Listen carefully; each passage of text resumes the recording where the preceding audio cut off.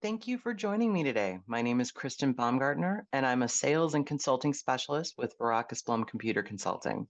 Baracus Blum Computer Consulting has been selling and implementing Sage products for over 30 years and is one of the top Sage 100 solution providers in the US. We are dedicated to helping our clients continuously improve and have industry experience that comes from years of experience and real world knowledge. On today's presentation, we're going to be looking at a distribution tune-up, basically reviewing with your current warehouse processes where we can make simple changes that kind of help us get back in the swing of things and bring our performances, our key metrics back up to where we would like to achieve them. These points will vary between things that are extremely cost efficient and things that might be more of a cost investment. And we're going to talk about the pros and cons of all these different options. So today we're going to focus on, has your Mustang become a Pinto? And this is my silly way of calling out. We once had a wonderful warehouse. It ran extremely efficiently. And with the changes, with COVID, with everything that's hit us over the last couple of years, have things started to fall off? Is it not that Mustang? Is it not as fast and efficient as we want it to be? And how did that actually happen? We're going to be reviewing five key process improvement areas. Specifically, we're calling out vendor compliance programs, what the benefits are of cycle counts and how those can help us, dynamic slotting, movement tracking, and eventually we're going to roll into automation for those warehouses. Finally, we're going to decide, okay, with some of these things that we've talked about, what would be next steps? How do you actually start to make these kinds of changes? And again, just some kind of expertise, what we've seen in the past, things that work, things that we don't. All right. So again, me being a little tongue in cheek here, has your Mustang become a Pinto? We all started out with that facility. We've been the brand new person. We've opened a new warehouse and we're like, we're going to get everything beautiful. It's going to be set up perfectly. We're going to run it super efficiently. There's nothing that's going to stop us. And then over time, we start to see we've fallen off from where we wanted to be. And instead of having that awesome classic Mustang, we're now dealing with something that may or may not have all of its tires.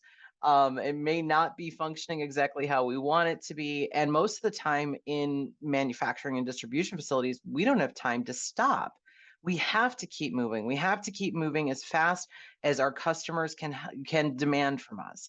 And how do we keep handling that? Over again, these specific set of years, we've seen some things change in the distribution facilities. Something changed within the ecosystem. And some will say it was COVID, some will say it is just, where we are now with omni-channel fulfillment. But it's a combination of factors that have really impacted us all. Something that has been extremely recent, and when I'm talking extremely recent, we're talking about over the last 2 or 3 years, and it's been pretty common across all distribution and manufacturing facilities, are these key points here. Labor shortages, increased number of products and SKUs, less space, what e-commerce did to all of us, and this kind of feeling of chaos and having to roll with it. Now, labor shortages have not necessarily been a new concern, but when we look at recent surveys, and the one that I specifically looked up was from Modern Shipper, we're looking at 73% of warehouse operators cannot find enough labor right now. That means only a quarter of the people out there are actually able to fully staff their distribution facilities. Now, this is not new, but it is an increase from 26% in what we were looking at in the numbers of 2021. Not having the right people, not having enough people on the floor, having those hands, it is driving certain distribution facilities to look more at automation or to kind of almost burn out their workforce that they do have and is showing up because we need to keep up again with that customer demand. The other thing that really kind of struck me as far as being a change was increasing the number of SKUs. For a number of years, the idea of lean distribution, lean manufacturing, that was extremely prevalent. We only wanted to have enough that was on hand and on stock. Those shelf spaces, they were worth a lot. We didn't want to have to house products that we weren't necessarily going to be able to move. When the pandemic started, we actually started to see a reverse of this, where it kind of triggered the supply chain into all of these disruptions. And it caused from the shift from striving for lean inventory to trying to keep extra items on hand just in case. With what we were seeing, if you were a person or you were a company that had products on hand, even though you might be a little bit more expensive, customers were coming to you because they were in an immediate need. They needed those items and they didn't want to have to wait for their maybe traditional vendor or one of your competitors. They didn't want to have to wait for those supply chain cargo containers to get unloaded, for those extra delays of not knowing when it was going to come in. So overstocking items actually started becoming a pretty common trend. And I kind of challenge you, in your facility now, are there items that traditionally, maybe 5 years ago, 6 years ago, you would not have had extras on hand? You just would have ordered them as you needed them. And now we see we're starting to develop a little bit of reserve. A lot of distribution facilities went through this, which means that with more product, with more SKUs on the shelves, holding more in reserve, we do see less space. Again, those shelves are real estate and they have a dollar value. With less space, we saw distribution facilities trying to find more space, to the point where I was even reading studies about how some distribution facilities were using shipping containers outside in their parking lots. Couple of them, I this is very true. They were starting to rent out Airbnb space. It was something they could do on kind of like a month-to-month contract, but be able to have a secure location where they could store their items. What also happened is that in this demand and this need for new warehousing space, we saw, again, with that supply chain disruption, a lot of manufacturers and people who supplied building materials weren't able to build as fast either. Again, kind of all putting this squeeze and restriction on, if you had the space, use it the best you can, even though you're trying to use more of it. Use that parking lot, bring those shipping containers in. We need to have the items with us. We need to have them secure, but we're not too sure where we're going to be putting them. E-commerce and omni-channel fulfillment also kind of played us all a rough hand. I tease a lot that, all of our lives immediately changed with Amazon. Whether you were a distributor who had to now fulfill with kind of these customers with that flavor of their use to Amazon, or even personally, we all started using those kinds of services, again, promoting it and giving it a cyclic kind of feel of, this is the way the world has changed. We all kind of embraced that, you know what, I want to order something, I want to have it in the next day or so. Maybe I want to order something with the pandemic and go pick it up at the store. I don't want to actually go in and go shopping, but can you pull it for me? I'm going to come to you and grab it. And oh, by the way, if I'm going to exchange something, I might have ordered it online, but I want to drop it off at a store. All of this put a huge stress on us, and also those expectations, because it's not just us in a business to business aspect, but also how we expect our vendors to behave to us now that we're kind of used to how the culture changed. Now, interestingly, one of the, as I mentioned, I flag out Amazon a lot of the time. One of the things that they were able to do extremely successfully, especially during the pandemic, was to embrace the chaos. Now, what that specifically means is that most of our facilities are set up where if you were to walk in, you would be able to find items on a shelf, and all of those items would probably be pretty close together. And when we talk about embracing chaos, we didn't know when deliveries were going to show up. We didn't know what kind of space we would have for them. We didn't know if those items would move before the next delivery would be there. We didn't know if we'd have empty shelves.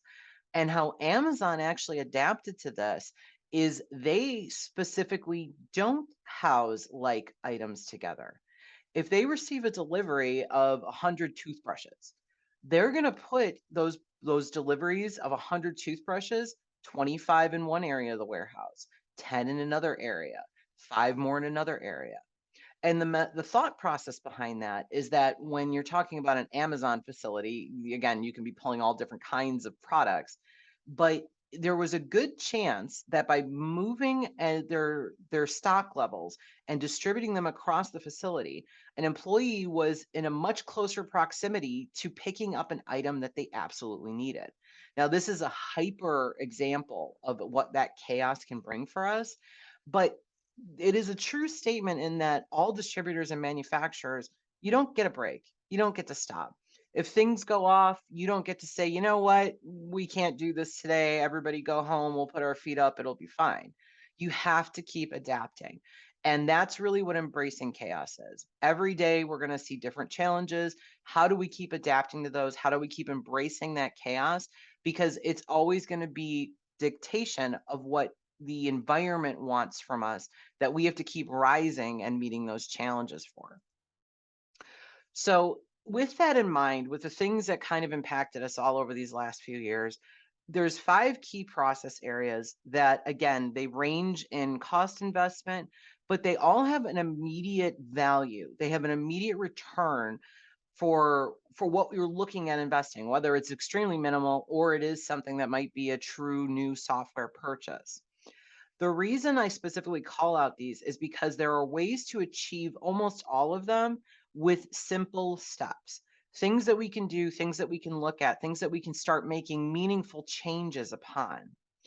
The five areas we're going to talk through are vendor compliance programs, being able to successfully complete cycle counts and what that really gives us as a benefit, dynamic slotting, our movement tracking, and automating our data collection. So let's jump into our vendor compliance programs. Now, requiring all vendors to use clear and specific labeling, it does allow employees to perform their job duties in an efficient way. And it does move us away from that kind of community knowledge that we were used to working in. So these vendor compliance programs are an ask to your current vendors. Hey, I would like a label on the product that you're sending me, and it meets these parameters. And you can get pretty detailed or you can be pretty general, but even just consolidating, I want the item number barcoded. I want the item number next in line.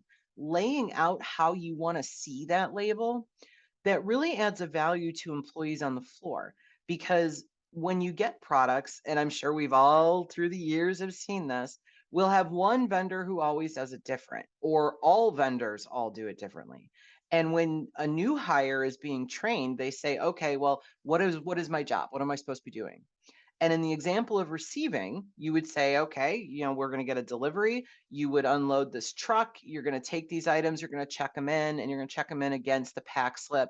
Make sure all the items are here. Well, if an employee is not familiar with those items and they aren't labeled correctly, it makes it a lot harder. It's more time consuming for them to actually confirm those are the true products you have. They'll usually have to talk to a senior associate and they'll be like, oh, yeah, they never barcode anything or they don't put their description on it. You just have to know this piece of information. Knowing this vendor does this and this is how you have to use that information really does slow down and is a little frustrating for that new hire. It slows down their process of being able to be up and self-sufficient. Now, your vendors, again, we were all kind of put in that situation with some of our customers have come to us and said, hey, we want you to barcode now on your packing slips, or we need this information sent to us in this kind of EDI format, or this is something very specific. When you send it to us, we want this information. That kind of rolls downhill at this point. So just like we get pressure put on us from our customers, we, as the customer of our vendors, are allowed to put a little pressure back on them. One of the reasons I like this option to start out the conversation is this really is no cost investment. This is an ask to your vendors. There's a good chance in this day and age that most vendors will have heard this kind of ask before and they will be able to make accommodations for what you're looking for. And again, if it's something more simplistic to say, hey, I would like you to be able to put your item code first, I'd like you to put a description on that label. If it's something simple like that, any employee can pick that up and use it. If the vendor that you work with is not able to do that, again, it's an ask. It's not necessarily that's a requirement for the vendor, But you can also look around for vendors who would be able to meet those requirements if you're pricing and that relationship works out the same way. The other thing that's very important to note here is that if you are talking about using barcodes in this kind of process, the vendor doesn't have to barcode your specific internal part number on those labels. There is a capacity in Sage 100 in your inventory management to link an alias to a specific part number, meaning that if it was difficult for your vendor to change their part number into yours, because it would be a special label print and they have to house that information, they can continue to use their part number. And internally within Sage 100, you can link their part number to yours internally, specifically for that vendor. So anytime we would be scanning it in a barcode, we'd be entering it into a receipt of goods entry, we can reference that number and it will translate into your part number within Sage. That's something that's very easy to set up and it's a great way to get started. Again, this one I love because it's an ask. It's a relationship that's leveraging, hey, is it possible? And kind of taking that from there. But it does help the employees immensely, both on new hire startups and just being able to do your job quickly, looking at a label, knowing exactly what you're looking at, and moving on with the tasks at hand. One of the other ones that I think is incredibly important to point out is cycle counts. Now, I want to do a little bit of clarification. First of all, when we talk about counting, physical counts, cycle counts, annual counts, quarter counts, I would anticipate everybody has a knot in their stomach. It is not a fun process. It does take a lot of communication, a lot of coordination. There's usually a lot of frustration. But the one thing I do want to say is that specifically with cycle counts, this means that we're focusing on certain items through a turn of cycle counts, you may get through your full counting process. But these cycle counts can be targeted, they can be focused, which means two benefits. One, if you target items that are of high value or high turn, or whatever you find important to make sure that you have the most accurate quantity on hand, if you're targeting them, that's far fewer items. They are much easier to get through if you were only counting 5 items in a cycle count. And I know that sounds silly, but if you talk about doing a cycle count on a regular basis, not a quarterly basis, not even a monthly basis, but maybe have a cycle count set up every other week or every week where you're targeting a small group of items, it not only helps with the practice of the cycle count, which means that it's not something that happens once or twice a year and we have to remember and get your notes. How do we do that? You are doing it on a constant basis. It makes that repetition and that practice makes everything go much smoother. But secondly, you're also getting more accurate inventory levels, which means that let's say if you did run cycle counts and you did want to at the end of the year or at a fiscal year break run a full physical count, your variances are going to be much less. You're going to catch anything in the process up to that full physical count. One of the most frustrating things when I've worked with customers is not necessarily that we have to do this count, we have to shut down, we have to make all of these numbers and get them entered into our Sage 100 system. One of the most frustrating parts is when you see that dollar amount and go, this is really what I have to adjust or write off. What happened to all of those items? If we do cycle counts in a much closer, tighter turn to each other, it's much easier to identify what's happening. Are we losing materials due to a scrapping process? Do we have some kind of security issue where things might be walking out the door that aren't accounted for? Are we seeing there's too many shipping discrepancies where we're sending out too much materials? All of those things can be much more pronounced in a cycle count. And that added practice really makes it become habitual for everybody. It's not something that's dreaded. It's something that's okay, this is just what we're doing on this particular Tuesday. And it makes this whole process of keeping your inventory levels straighter much easier to manage. The other thing I do want to point out, and this is me being selfish, I did start out in the distribution and manufacturing positions. I used to work for a company in downtown Chicago. They were a construction company for high-end woodworkers that would do restoration for buildings in Chicago. They had tons of inventory and it was a true warehouse. It was dirty, it was not well lit, it was primarily housing machines and equipment and raw materials that would go out to sites. And when I was younger, I was that person climbing 60 feet in the air across different grids and trying to count things and write it down and not drop my pencil. It is a physical strain for any employee that needs to perform a physical count. There is a lot of digging. There's a lot of going to that back shelf. There is a lot of stooping. There is a lot of peeking under things. Doing a cycle count again eliminates that physical strain where you could see 2 or 3 days of a group of employees having to go through that. Instead, it might become an hour activity 1 day a week, and it makes it much more manageable. So, just selfishly, I'm calling out there's a physical strain.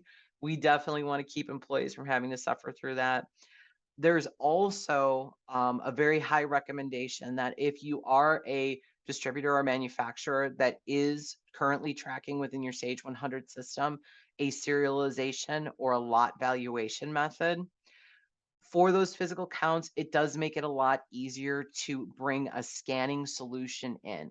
The reason that is because again, if we can get that barcoded, you don't have to go through the list of 20 pages trying to find that serial number to check it off the list. Or worse yet, have to write down serial number and lot number after lot number, and then have someone have to manually enter that into Sage. So again, if you're one of those distributors or manufacturers that falls in that lot serial valuation, doing this cycle count is also extremely important and beneficial. That's something where we might see a scanning solution come in, even if we're just scanning into an Excel spreadsheet. So we can record that information and not have to manually record it. It'll help get through the process a lot quicker. So dynamic slotting, this is by no means a new concept. So this is the simplest way to make sure our inventory is moving efficiently and correctly. And again, this is kind of adapting to the chaos. Remember that concept. We're talking about being able to make sure that we're doing physical counts so we keep our inventory level straight because we have a lot of stuff that's being thrown at us.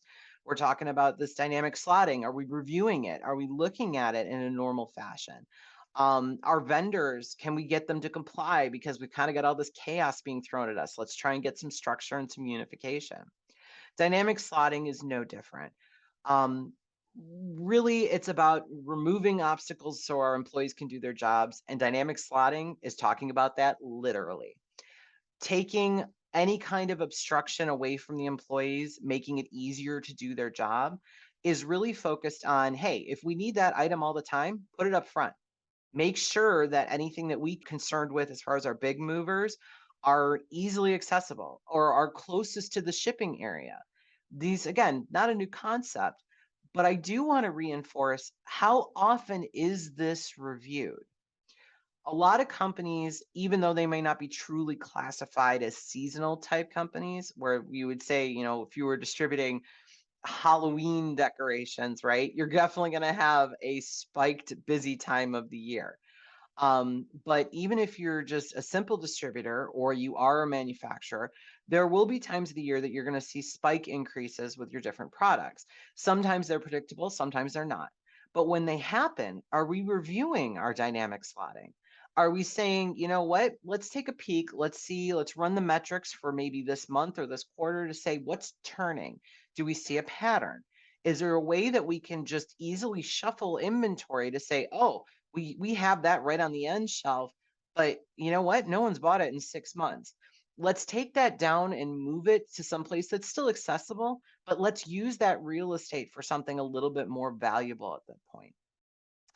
One of the things that I also like to put in is that this can also be applied not just to high movers, but to the process when we deal with high value items.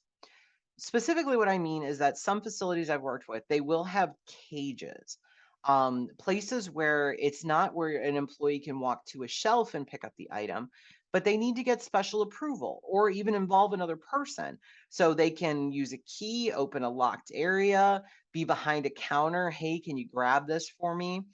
Those kind of high value and controlled items, they actually will play into dynamic slotting as well, based on where is that cage located. Specifically, if that person isn't located in a desk area within the cage, how far is it for that person to be found, to be accessed, to go to that area, unlock it, and get high value items for our employees? So I do encourage everybody, look at your current facility. Say, what are our high movers? What are things that'll make it easier if we were to shuffle our racking system a little bit to bring something closer and easier for the employees to get at?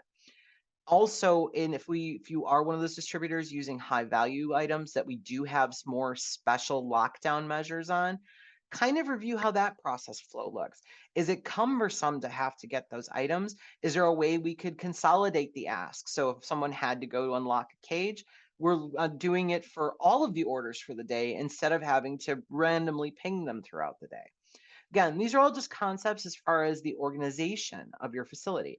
Now, here is another example where this is not a high cost investment. It's really just taking the time to review the analytics of how your products are moving, get some feedback from employees on the floor, and making a upfront, easy access to make their lives, their picking processes, their put away processes more efficient and quick for those employees. So, in the concept of movement tracking, this is something that customers multiple times have come to me and they've said, "Hey, Sage 100 doesn't have a bin tracking system. There's no way to actually track the locations." And that is very true. Sage 100 out of the box comes with a single bin location. You can set it up within your item maintenance, and it's basically indicating that for this item, it exists in this location all the time. Some customers have attempted to find resolution to this by using multiple warehouse codes within Sage 100. Also a very viable option. But the Sage 100 warehouse transfers does require posting, so it doesn't give you that real time visibility until the posting is done. Movement tracking can be steps in a process. So, for any of our manufacturers that might be using operations management, production management, the legacy work order or job ops modules, this concept of being able to track a step is something that you're very familiar with. For those in the distribution vein, this might be something where it's like, hey, I wish I had a way to see, did somebody pick that already? Is this order being fulfilled? What are the steps that I would want to track, right? If a mandate came down to the warehouse that every product movement was going to be tracked, would you have a mass panic erupt? Would people be sitting there going, it's too much. There's too much information to track. Well, I would also challenge to go back and look to see, how do your items move throughout your warehouse? Are they going to too many places? Are there ways to make it easier to bring those items to specific locations and leave them there until they're needed? Ideally, that's what we all want to do. But at the same time, the ability to track it, to know if you are having process inefficiencies, this is the concept of multi-bin, the ability to track multiple locations, and you can use those locations to represent different processes. You can find what steps are extra in the process and you can eliminate. You can also look with a multi-bin based system at the analytics to see how often are things hitting that bin location? How often are they coming out? Is there a better place maybe we could put those items based on how they're moving, how often we're accessing them? It also gives you the full story of your journey of your products. Now, that journey may be more important for the manufacturers that are listening, but in distribution, this can also be extremely helpful. Especially think of those situations where you have items coming in, they need to be reviewed by quality control. We want to make sure they go through that step before they're released to the floor, whether it is a food based distributor, you're bringing something in, it's got to be QC'd before released. If you're distributing any kind of medical, that again, you check lot, vendor, serial, you check for anything, make sure that all of your product is intact before putting it away to shelf or to be able to fulfill it to customers. All of these can be accomplished within movement tracking. And it really does give a nice snapshot of visibility that the traditional Sage 100 doesn't really give us the opportunity to look at. One of the other benefits of tracking that movement is that you're also able to start to build in new steps if you don't currently track that are extremely helpful. I'm pretty sure almost everybody that is listening would at some point in time have gotten that phone call from a customer or heard about one. Hey, I ordered this. I ordered it at this time. Where is it? I'm waiting for my product. Tell me where it is in the process. Is it shipping out today? This kind of step and movement tracking, even in straight distribution, will give you that visibility so you don't have to say, you know what? I'm so sorry. Let me run down to the floor and check on that for you. You'd be able to see it in Sage 100 in process. You'd be able to confirm to that customer, hey, it's been picked. It's already sitting on the shipping dock. It looks like it's going to go out today. You'd be able to do that all from the comfort of your desk and not have to necessarily go run to the floor and chase down a few people to figure out where that order might be. This also helps with visibility to where items are hitting a black hole, meaning sometimes we see when we start to track the movements, we do have things where, hey, you know what? Yeah, just put it on her desk, put it on Karen's desk. She'll get to it. She'll put it away. Well, all of a sudden, items that might be going to Karen's desk, they get put to a back credenza, they get put in a closet. That helps identify a black hole if it's dropped to a specific area and it can't be found after that. Not necessarily implying that Karen's doing anything wrong, just saying that sometimes if we can track that movement, we know where those items actually are. We're able to see if there's process problems where things aren't getting put away to where they need to be. And obviously, the biggest push for any movement tracking is that in this kind of scenario with a multi location track, employees are, it's taken away from them as far as that feeling of, I cannot find it. Where the heck is it?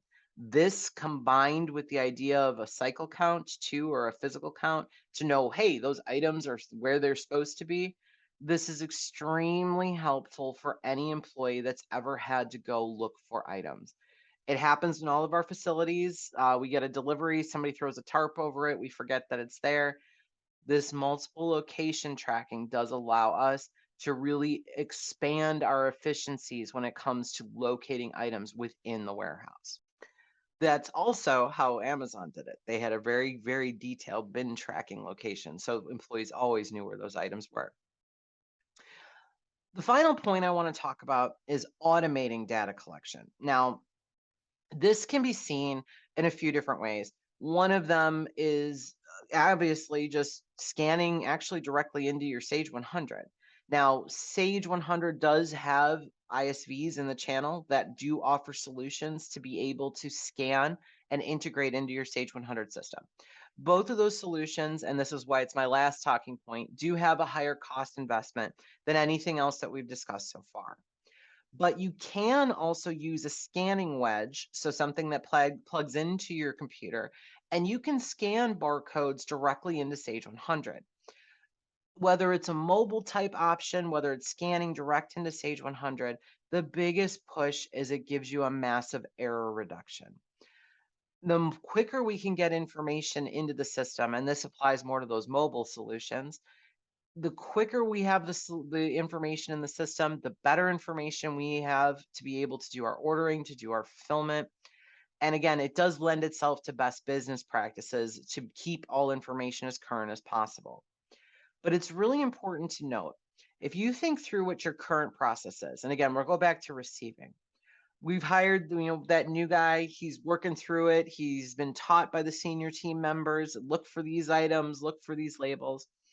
When he's taking down and writing onto that pack list the items that he actually receives, he has to hand that into someone, or he has to go to a terminal and enter that information himself. Either way, you're actually collecting the data twice. You have to be able to confirm it on a piece of paper, and then somehow it has to be entered into the system. When we talk about mobile data collection, this is truly one of the ways that we can eliminate two people doing the same job. That first person might be writing down lot or serial numbers or verifying quantities or whatever we would see in a receiving or a movement process, anything like that. But traditionally, they're handing it in to someone else, or at least at the very minimum, having to go sit down and then reread their handwriting and get it into the system. This mobile idea, what it truly does for any of the solutions for Sage 100 is it creates the records in Sage 100 for you, which means that that person who would normally have to take that piece of paper and type it all into the system, they are now a reviewer. The information's already there for them. They pull it up, they verify that everything looks correct, and then they can go right to posting instead of having to do those data entry tasks. Again, let your minds wander a little bit and think about what would that look like for physical counts. For anybody that's ever used physical counts within Sage 100, your eyes can go crossed entering on those physical count entry grids. If you talk about using some type of mobile device to automate this data collection, it really helps the Sage environment turn more quickly and get to the reviewing stage for posting and updating instead of waiting and saying, ah, we can't do this. I can't actually sell that item because it's not in stock yet. It eliminates a lot of those data lags that we see. Feeding the real time information is candidly one of the most crucial pieces when it comes to this adapting to the chaos that we've seen. You have to be able to pivot on a dime. We always did, right? Anybody in distribution or manufacturing knows something always comes up, you have to adapt. But now it's more critical than ever with what we've seen as far as the trends to be able to have the real time information to be able to make the best business decisions in the moment instead of waiting for everything to post, to update, and ideally to have somebody that is an amazing data entrist, not make any data errors whatsoever, and be able to read someone else's handwriting when they're writing down this information as well. All right. So we've had a lot of discussion about things that we can do. And again, we've kind of ran the gamut. Things that are just, hey, Mr. Vendor, can you help us out here? That's a low investment, no cost ask. All the way up to something that might be additional software. We're talking about scanning hardware devices. That might be a pretty significant cost investment. And we may not be ready for that yet. But the trick to making any kind of process improvements, and this is from seriously, guys, this is from decades of experience working through distribution, manufacturing. How do you make these things happen from the floor into a computerized system? You have to set yourself up for success, which means whatever project, whatever you see that might have spoken to you, whatever that you felt was like, oh man, if we could accomplish that, that would be amazing. You have to make it manageable, which means a lot of the time scaling up or down and using phases.